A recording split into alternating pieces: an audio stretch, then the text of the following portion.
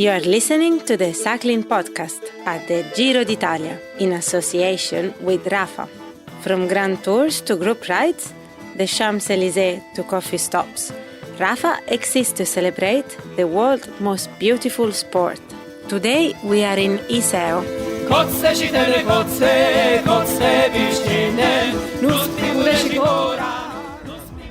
Well, Rich, colpo di scena, as they say in Italy. What does that mean?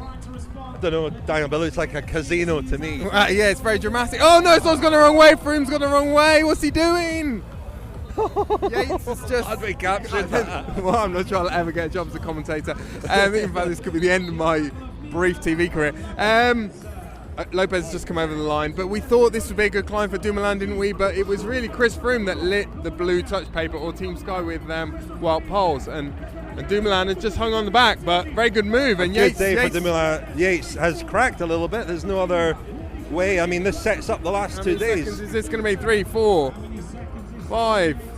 But more than that, Daniel, he looks in difficulty, and he's been dropped by the Carapaz group, and he's coming in with looks like Mitchelton-Scott here. A difficult day, and it's what we've always said. The Dutch journalists are already mauling. But this Giro is not over, is it? No, and as we said last night, Rich, these stages with just one big climb at the end, often they look quite innocuous compared to the big multiple mountain days, but they cause a lot of damage. Should we go and try and speak to some riders? Let's go. Yeah, I was waiting until the moment, and 2 kilometers to go, I tried to see what was possible, and he responded to my first attack, and then Froome attacked, and I tried to follow Pozzovivo and Froome, and then I suddenly found out that he was dropped, so it's nice. And now 28 seconds, so the half of this morning, so it's a good sign also for the next days? Yeah, of course it's a good day, but I know the coming 2 days are going to be different and even much harder than today, so we just have to see. Well, we opened there tonight, Daniel, with some unclassic commentary, some shouting from the finish, and we also heard from Tom Dumoulin. We watched as the race really opened up before our eyes. Chris Froome attacked, countered really a move from Wout Poels, his teammate, bridged up to him and took with him Domenico Pozzovivo and Tom Dumoulin, and behind them Simon Yates showed the first signs of weakness. He cracked a little bit in the last 2 kilometres, lost some time, and basically Dumoulin has halved his overall lead. He's 28 seconds ahead now. Is it possible that Simon Yates thought the stage was finishing where the Tour de France stage finished in 2008, about 2 kilometres further down the mountain?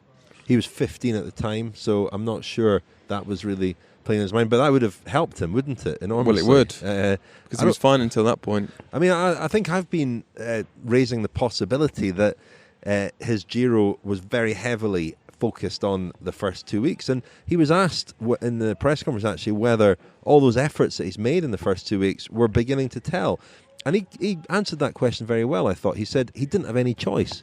That was the way that he had to ride. It's the only way he could win this Giro was by building up some time, some bonuses in those first 2 weeks and holding on to it. And that might be what he has to do over the last 2 days or in the mountains. Should we hear the tale of the Tapa? Yes, Daniel? Let's hear the tale of the Tapa. Okay, here goes. Richard. Okay, so, first day with a breakaway that successfully stayed away. It was a big move. The last 2 men across to it were actually Max Schachmann and Michael Morkov from Quick Step.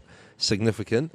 They got built up a big lead. It went over 10 minutes and out to 15 and a half minutes at one point. There were the usual smaller Italian teams in there, but Bardiani lost out completely, unfortunately for them. A couple of members of Androni in that break as well, of course. The break was still a good 10 minutes ahead as they began the climb up to Prato Nevoso, and it started to break up front. Max Schachmann went clear with Mattia Cattaneo from Androni, and they were joined by Ruben Plaza. Plaza was yo-yoing off the back a little bit, but made a sort of last-minute bid to win the stage. He's 38 years old, Plaza, very experienced, rides for Israel Cycling Academy. They've had a good couple of days, actually.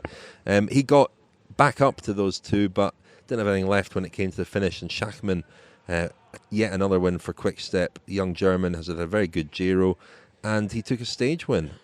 Behind them, Pello Bilbao attacked the Astana rider, who had been accused earlier today of riding Ala Zubeldia. He was 8th overall at the start of the day. I'd have to check where he is now, but he was certainly visible there. He attacked and really got things started. Miguel Angel Lopez, his teammate, went as well. He had a go. George Bennett had a go. It's often a feature of Sage that George Bennett has an attack and sort of sets things up for other people, but good on him for having a go. He often does get stuck in, and he's actually our peddler de charme for the third week, so I'll go and find him tomorrow and present him with a t-shirt.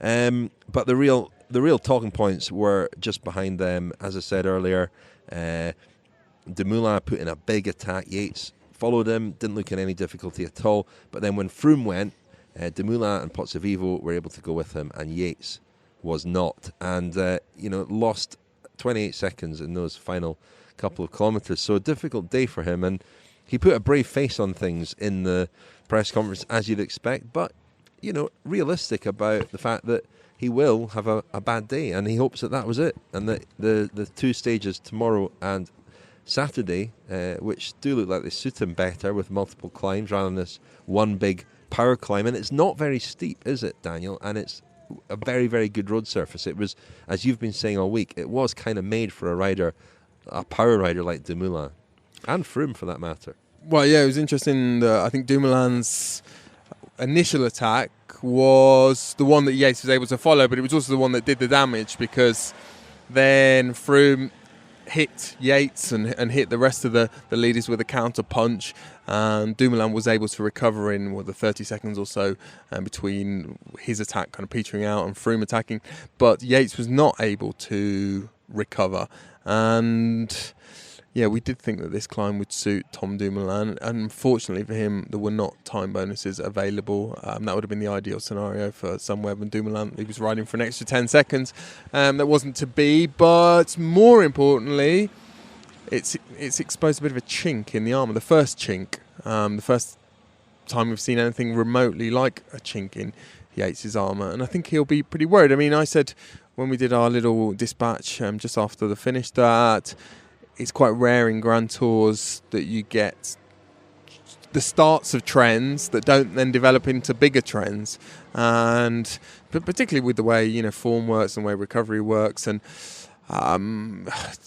was it simply a climb that suited Dumoulin more than Yates? Well, I would suggest that no. This might well have been the first glimpse of some kind of weakness or momentum. Tiredness. Momentum is very important, especially with the 2 days that we've got coming up. And I mean, I get the impression that much as he really wants to win this race, Yates is also realistic about the fact that he might not. I mean, it seems to me that he is. He was he was paying tribute to Dumoulin's class and obviously his experience, but he's entering uncharted territory. That's the thing. I mean, Froome and Dumoulin, they know what to do here, and as we did see today, perhaps the pendulum swinging a little bit towards those two.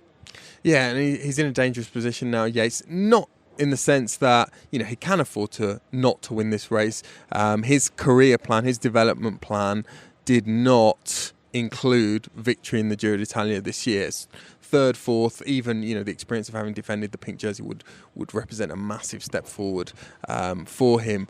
But there is blood in the water now, and particularly with a stage like tomorrow's over the Colle delle Finestre, probably the hardest climb in the race. There's a big valley. There's a long descent. It's about 70 kilometres from the finish. Is it? Yeah, is it too far out, really, for anything? I think anyone with any of the pretenders to Yates' current crown are handicapped by the fact that no team has managed to keep two riders in the general classification, and through a variety of different circumstances. But if you imagine a situation where Wout Poels was now still in contention, or we're going to hear later from David de la Cruz, who has slotted into this role as a domestique deluxe, but you almost feel that he's been the sting has been drawn a bit from David de la Cruz. He's a guy who loves to attack. He's a guy who loves to mix things up, and we haven't seen him do that. But if he'd been up there, sort of 8th, 9th, 10th place in general classification, 6 or 7 minutes down, then you would feel Yates was even more vulnerable. But as I say,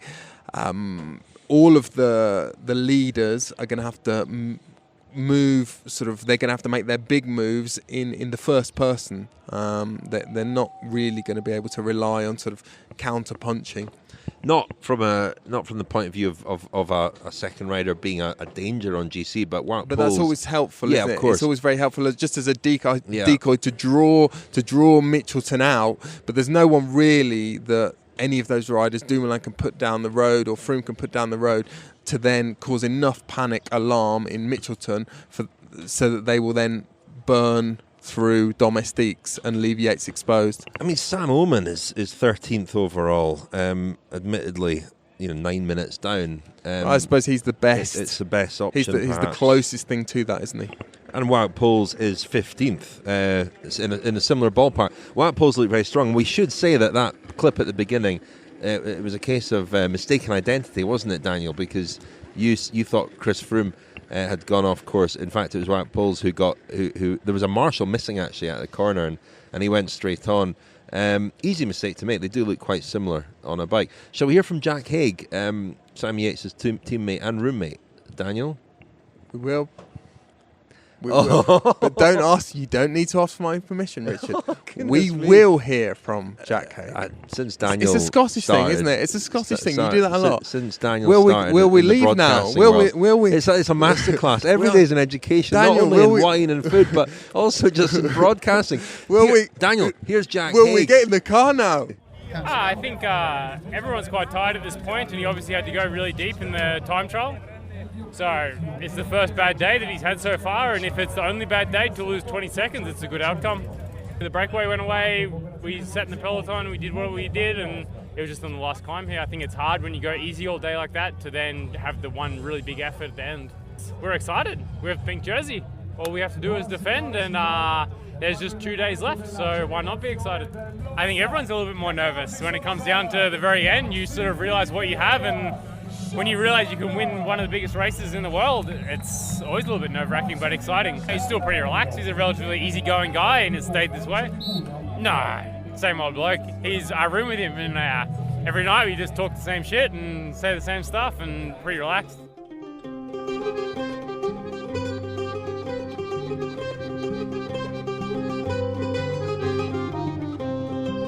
A community around the world.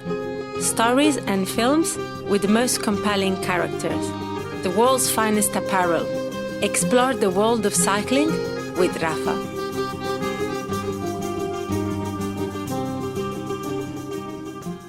Thank you very much to Rafa for being our principal sponsor. I mentioned George Bennett is our Week 3 Peddler de Charme, and I will present him with his ironed T-shirt tomorrow. Now, we're also looking for an overall Peddler de Charme to receive one of the coveted Rafa T-shirts, and I took the unprecedented step of producing 2 polls, 2 4-man polls, because there was so many nominations. You'll find them on Twitter, but Alex Dowsett's there, Sven Tuft is there. I don't call him Swain like you do, Daniel. Sven, mate. Sven.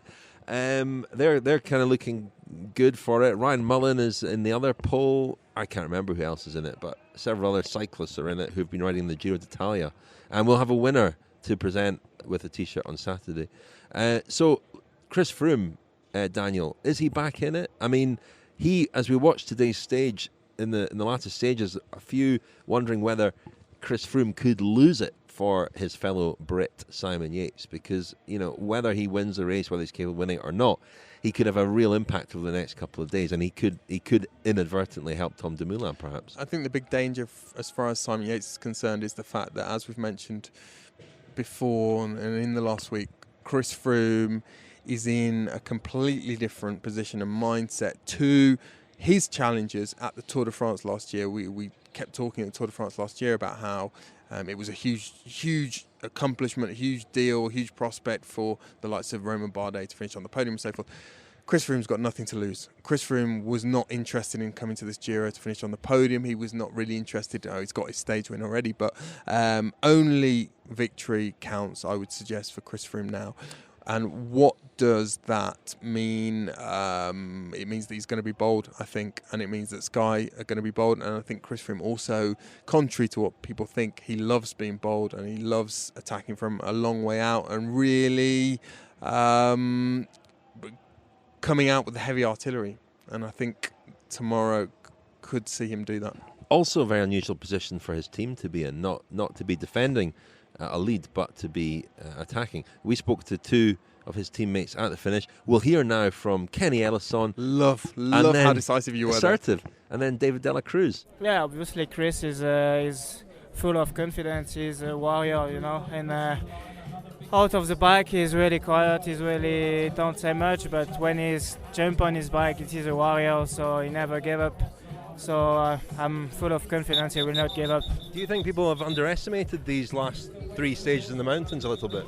I don't know, you know, like today, for example, for instance, it's Prato Nevoso. Everybody is like, oh, it's not so hard compared to tomorrow and after tomorrow, and this is the only day yet show it, you know, kind of weakness. So yeah, I think there's still space for surprise. Yeah, of course, Froome is showing that he's good on the last part of the Giro. He's improving his shape from, if we compare with the beginning. We saw it already on Zoncolan, the other day on the TT, and also today. So now we have two really hard days. Probably the hardest day of the Giro still to come, with a really long climbs up and down, up and down. Probably the king of parcours that we didn't see it until now. We saw long climbs, but not like days that are coming. And let's hope that Froome is still improving as he showed it today, and he can go a little bit up on the GC. And yeah, we have to fight until Rome, and then once we are there, we have to see how us. When you have also one guy that can fight for something special, you get even more motivation. Yeah, I think everybody is ready for what's coming for the next 2 days. Yeah, I think tomorrow in Col de Finestre is really hard climb. It's a climb of 10 kilometers, 9% with the Sterrato. So I think it's gonna be tomorrow an important day. So Kenny Ellissonde and David de la Cruz there. Ellissonde certainly talking a very good game. Chris Froome is a warrior, he said. And, you know, they are, well, Wout Poels in particular is looking good.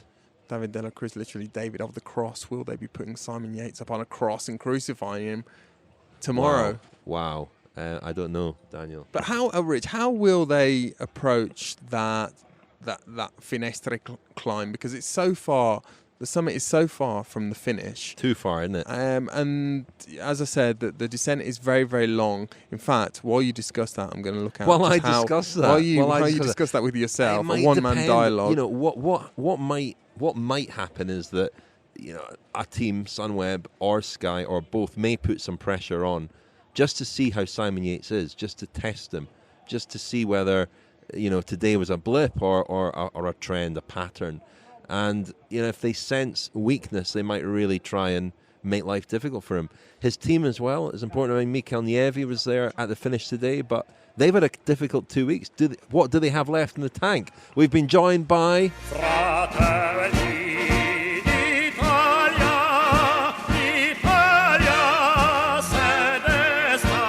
Ciao listeners, Giro Scognamiglio, of course, for you. And Richard, I don't want to give maybe a real exclusive, but I can anticipate to our listeners that I'm preparing something special for them. For them. I see you looking at your phone, Giro. Sorry, because my phone is also... But I'm preparing something special for you. It will be something linked to my voice.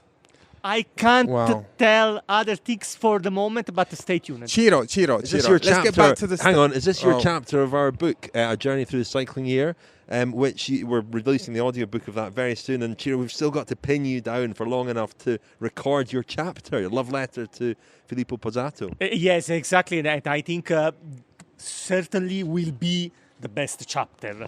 I mean, for my voice, for my accent, for my fluency in English, dear Richard. Now, Giro, every day at the press, after the press conference, every day, you grab Simon Yates, not literally, but you kind of shuffle alongside him and walk out with him, and deep in conversation all the way to the bus. I actually saw him acknowledging you, giving you a thumbs up. What's going on here? Is this a special relationship? What's going on between you Simon two? Yates? Well, we can say that our listeners can be safe that, Pippo Pozzato remains my soul sister, Vincenzo Nibali remains my shadow. It's true that in this year, in this Giro, I'm writing a lot of articles about Simon, and so I'm trying to discover something more about him. For example, today I didn't discover, for example, special thing, only that I asked him, Simon, have you learned in these days some words in Italian? He answered me only grazie mille, better than nothing. But what else are you speaking to him about? Oh, sorry, Can Daniel. we talk Daniel. about the race? Yes. Giro, tomorrow, the climb of the Colle delle Finestre, and I'd completely forgotten about the climb to Sestriere afterwards. How can other teams and other riders put pressure on Yates on the Colle delle Finestre, because it's so far from the finish? Yeah, I think that maybe the team strong, in my opinion, in this moment is Sky. I'm seeing a great Wout Poels in these last days, and I think that the Sky could try the tactic to isolate the pink jersey already on the Colle delle Finestre, maybe trying to isolate Simon Yates on the Colle delle Finestre, but maybe the real action of Team Sky could be done maybe in Sestriere. And this will be a key stage because, in my opinion, I have the impression that, apart the official words, I have the impression that Chris Froome still thinks that he can win this Giro. And Rich, I talked about the valley, the big valley road really is between the descent off Sestriere is a long one, and then there's a valley to the bottom of the Bardonecchia-Jaffarao climb.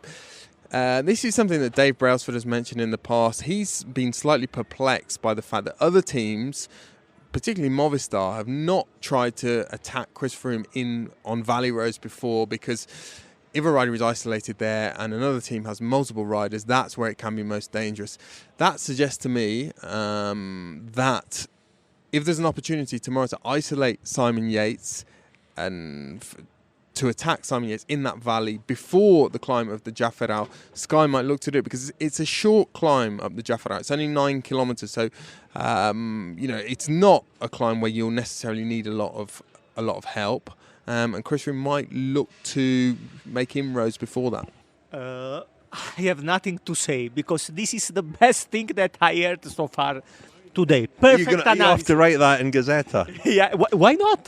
Because, listeners, when I can copy something good, it's always the best tactic. Chiro, before you go, yeah, exactly. Tomorrow it's a very sad, it's a somber day for you tomorrow, because we're going to Sestriere, which is a mountain of great historical importance. That was where the Giro discovered mountains. In its second ever edition, it went to Sestriere, the first time a Grand Tour ever went over 2,000 metres. The right word in English could be nightmare, incubo in Italian, cauchemar en français, pesadilla Spanish. Listeners, that's all from me today.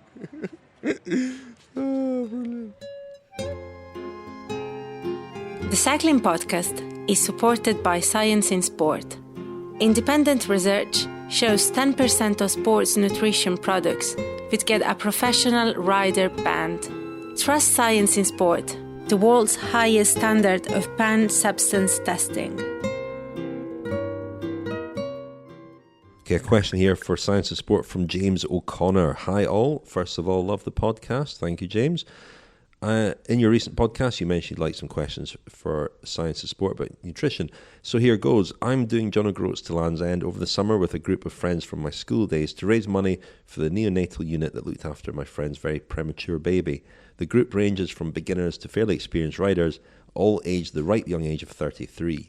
We're doing it over 8 days, so there will be some long ones and plenty of hours in the saddle. We'd love some advice from Science and Sport on all aspects of nutrition around the ride, what to have before we get going, what to take when on the bike and during the ride, and then how to recover so we can get back on the bike the next day. We'd love to hear any input at all. Hi, that's going to be quite a difficult challenge, but I'll try and give you some advice that will help you out with that. The first thing is, I suppose, have a decent breakfast. So have a large bowl of, for example, porridge oats, and maybe even some additional protein in there, like some scrambled eggs. Hydration is going to be important because you're doing this in the summer. So in the period between breakfast or even at breakfast, it'd be useful to have some Science in Sport Go Hydro tablets, for example, just to make sure that you start the event hydrated. Because the danger is if you start slightly dehydrated and then it's a hot day, then you just end up more and more dehydrated and you'll feel terrible and your performance will be pretty bad. Then during the ride, obviously, fueling is important. So gels, bars, and Whey 20 is actually quite useful in that respect as well. This is a Science in Sports protein gel, and that will help fuel the ride and also help to reduce muscle damage, which on a day-to-day basis, by the time we get to day 6 or 7 or 8, then I think that could be a significant issue for you. In terms of recovery, I think you'll probably be on the road, so the convenience again of a Whey 20 gel might be really good. So immediately after the ride, Rego Rapid Recovery or Rego Rapid Recovery Plus would be really good things to take down, and then try and follow that up with some high carbohydrate foods in the next hour or 2 hours. And then in the evening, again, something to help you with muscle recovery and support your immune system would be Science in Sport Overnight Protein, which is a slow digesting protein that helps with muscle repair. If you follow that kind of protocol, you're pretty similar to Grand Tour riders, and it should leave you in a pretty good state at the end of your 8-day duel. Thank you very much to Science in Sport for sponsoring us. We heard our latest listener question there. You can still send us questions for Science in Sports nutrition experts. That was Rob Child answering one. Email us at contact@thecyclingpodcast.com, and we'll convene their experts again soon to put some more questions here. We've got quite a lot more, actually, and they can be about the pros' nutrition as well as your own. You can get 25% off all your Science in Sport products, of course, at scienceinsport.com with the discount code SISCP25.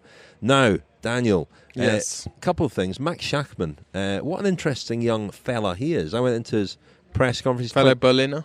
Berliner, a bright guy, asked what his hobbies are. He said fishing and reading economics magazines. Do you know he's been with his girlfriend as well for 9.5 years, Josephine? It's true. And he dedicated his victory to her. He had a very bad crash a year ago, broke his heel in 12 places, he said. But he's come back very strongly, and he's really one of the revelations of this season and of this Giro. Well, earlier in the Giro, Rich, I spoke to the man who scouted him, Machin Fernandez, who we talked about earlier in the Giro, had this fantastic success with finding young talents for Quick-Step, and he spotted Schachmann at the Giro della Val d'Aosta a few years ago. I think it was the 2015 edition. He'd already been at the Giant development team at that point, but for some reason hadn't been funneled towards the pro team, or was no longer part of that system. And yeah, Quick-Step picked him up, and Machin was saying to me the other day that certainly on sort of medium length climbs and quite punchy climbs, he is very much on course to become one of the best riders in the peloton. Whether he develops further than that and broadens his repertoire to become maybe a Grand Tour GC rider, we don't know. But he's very much in the mould of Bob Jungels, the Quick-Step rider who is developing into a GC rider. Similar build, similar talents. He's silver medalist in the Under-23 World Championship time trial a couple of years ago. So yeah, a great talent, but he's really flourished this year. We're talking of riders with very good pedigree as amateurs. It was good to see Mattia Cattaneo up there today, because for years he was touted as one of the brightest young things in Italian cycling. Competed, was a big rival of Fabio Aru when he was an amateur. Finished third in consecutive editions of the Tour de l'Avenir, and won the Baby Giro, but has really lost his way in the pro ranks. So he rode for Lampre for a few years and didn't produce too many results of any note. But today was very much a return to form for him. Now riding for Gianni Savio's Androni Giocattoli team. Speaking more about of Gianni Savio Gianni tomorrow. Savio, he features in our final Kilometre Zero, doesn't he? And you've been putting that together. Principe, the Prince. Really looking forward to We're in his region. that. We're in Piedmont. Which is also the region of the Nebbiolo wine, Daniel, which I had. Great variety. It's most closely associated with this region. Do you know how I know that wine? Why? Because Primo Nebbiolo was the old head of the International Athletics Federation. Very good. Not that he had any connection with the wine, but that's the kind of thing I need to allow me to remember things like that. Maybe he's the other Shark of Messina, actually. He was from Sicily, and there's a stadium down in Messina named after Primo Nebbiolo. Right. Maybe we'll get some Buffalo's tasting notes on some Nebbiolo time. Maybe a nice Barolo. Do you want my tasting notes on the wine I had at lunchtime? The Nebbiolo wine I had. Go on. It was all right. Oh my. All right. Cut. It was robust. It was robust. Take me home. Robust. Is that full-bodied? Full-bodied. Very full-bodied. Okay, like you. Say. Very full-bodied. Anyway, we're going to hear from Michael Morkov, actually, Schachmann's teammate. Now, he was also in the break. He's had an interest, Giro, because he's a key man for the sprints as well with Elia Viviani. Second stage win for Quick Step in a row this. Here is Michael Morkov at the finish. He was in the breakaway today with Max Schachmann. Yeah, finally. It looked already good when Maximilian and I jumped across. Immediately we got the gap. Even though I was expecting some of the climber teams to chase us, but luckily for us, I think everybody wants to save their legs for tomorrow. And how good is Max Schachmann? He's a new rider for a lot of us this year. How impressed have you been with him at this Giro? I've been really impressed. Already on the first stages, he was super strong. He had a few crashes, but did some amazing efforts and performances. And he's definitely a guy for the future. And you've had a very varied role at this Giro, from helping out with the sprints to a day like today. Yeah, it's not so bad. Both to be helping for a bunch sprint and for winning climbing stages. Did you hear as you were coming up the climb there? Did you hear what was happening up ahead of you? Yeah, I could always hear them. There was never more than 1 minute ahead of me, and it sounded quite exciting. But I had big confidence in Maximilian. Now, Daniel, you spoke to Patrick Conrad, didn't you, before and after? Yeah, this is something we promised a few days ago. Patrick Conrad, the Bora Hansgrohe Austrian rider, who has really flown under the radar, dare we say, a little bit, a la Jaime Zubeldia, in this Giro d'Italia. I sensed that he might be quite nervous about this week. He's already surprised a few people by being this high in the general classification. But before we hear from him, Richard, what is unique about Patrick Conrad in the top 10 of this year's Giro? What is unique about Patrick Conrad? You'll never get it. In the top 10 of this year's Giro? You'll never get it by looking at the results, I don't think. I would not have known this. He's the only one of the top 10 who did not spend any time at altitude preparing for this Giro. So watch out for him collapsing over the next couple of days then. Okay. So you've had very consistent results this year, but a few people are surprised to see this high in the general classification. Are you surprised yourself? No, my goal was during the Den Classics, we decided that my shape is good, so I tried to go for the GC in this Giro.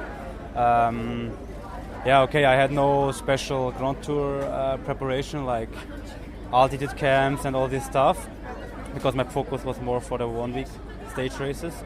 And until now it worked good, but there are still 3 really hard stages ahead, and but I feel not so bad until now, and we will see what will be the final result in Rome. And it's a big 3 days coming up, Patrick. I mean, how nervous are you this morning? I know normally it's okay. I'm focused for the next 3 days. I know it's really hard. I know that's for everybody. It's hard. Everybody is tired. We're already in the 3rd week, so the head is an important role. So I'm not nervous, but I'm concentrated. I'm focused. And how have these 2.5 weeks changed your ideas about what you might become in the future? My dream is to be maybe 1 year on the podium in a Grand Tour and be one of the best GC contenders in the world. That's my goal for the upcoming years. And yeah, until now I make every year the next step, and also this Giro now shows us some, it's a big step for the future also to finish here in the top 10, and that's what's my goal, yeah. But and just what I try to reach, yeah. And just finally, Patrick, I mean, you seem to have improved year by year and made gradual steps, but has there been anything notable, anything big that's changed this year? Not really. My last year I put the focus really in a lot of virtual races. Like I did 2 Grand Tours, and to get more experience, to get just for the future. Huh? We decided to do a second Grand Tour, and I feel it now. Now I feel much better. For sure, last year was really hard, and also at the end of the season. I was really tired, but for this year it worked really good, and but also the season is still long, so we don't know what's in the next weeks. Huh? I see you taking on some jelly beans there, or some jelly bears. Is that the food of champions after a stage like that? Yeah, maybe. They look like a pretty positive. You know the advertisement.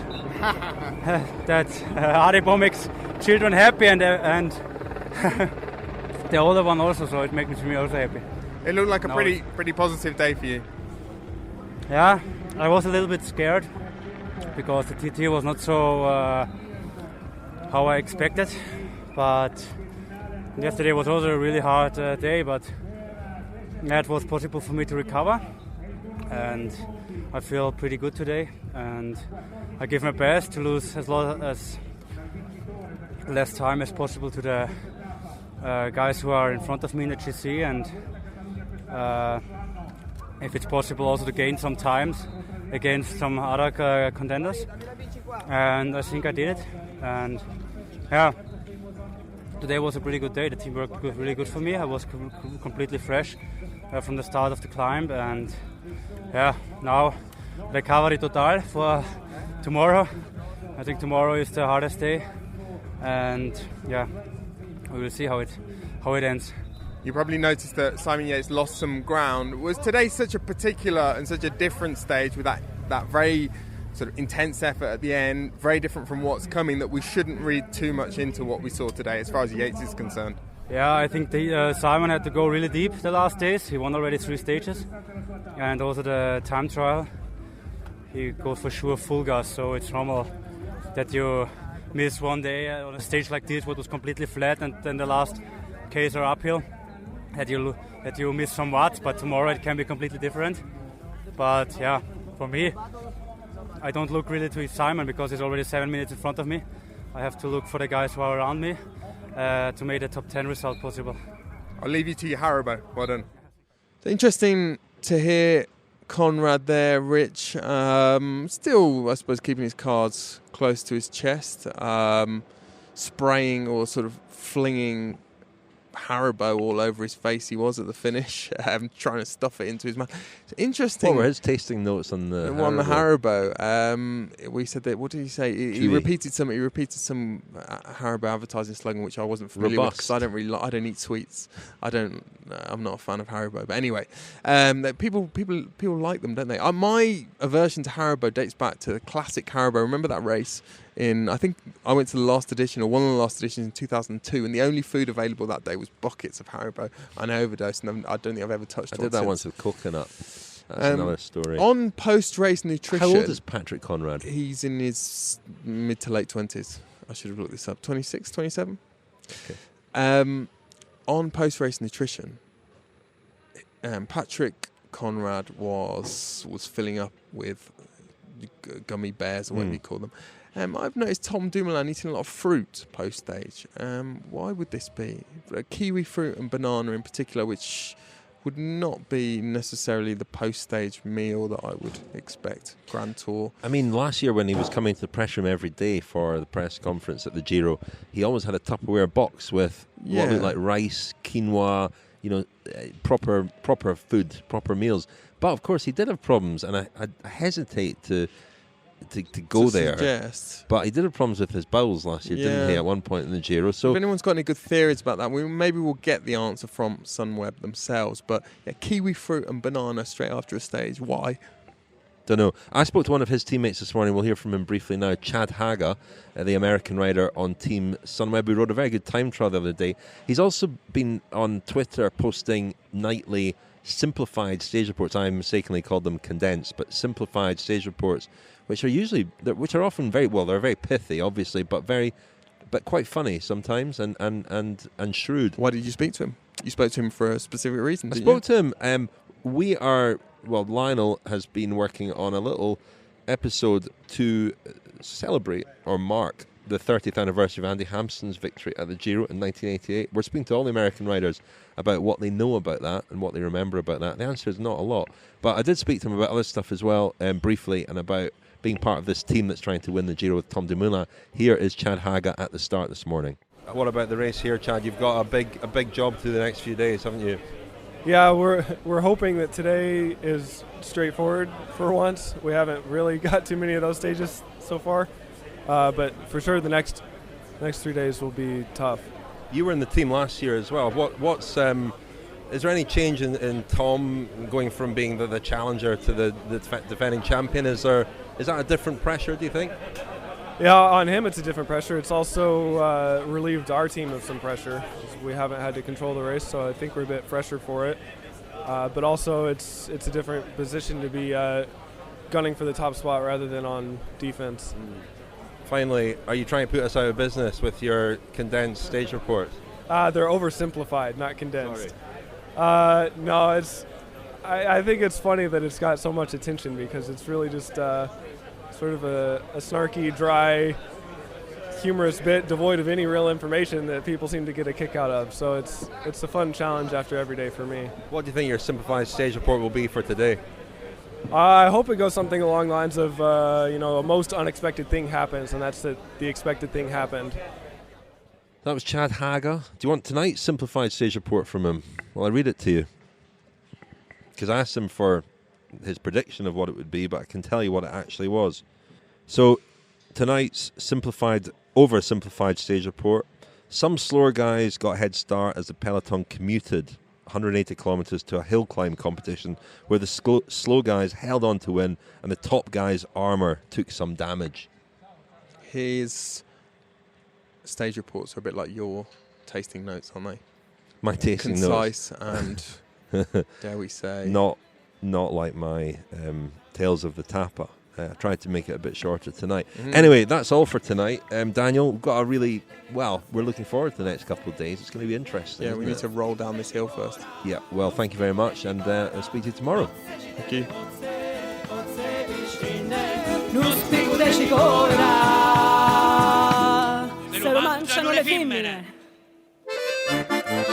A community around the world. Stories and films with the most compelling characters. The world's finest apparel. Explore the world of cycling with Rafa.